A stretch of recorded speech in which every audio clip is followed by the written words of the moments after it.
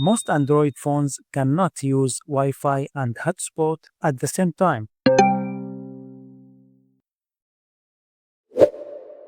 In this video, I will show you how to let Wi-Fi stay connected while you turn on hotspot. Open setting, then connections, and to mobile hotspot. Tap the network name, then advanced, and scroll down. You will see Wi-Fi sharing.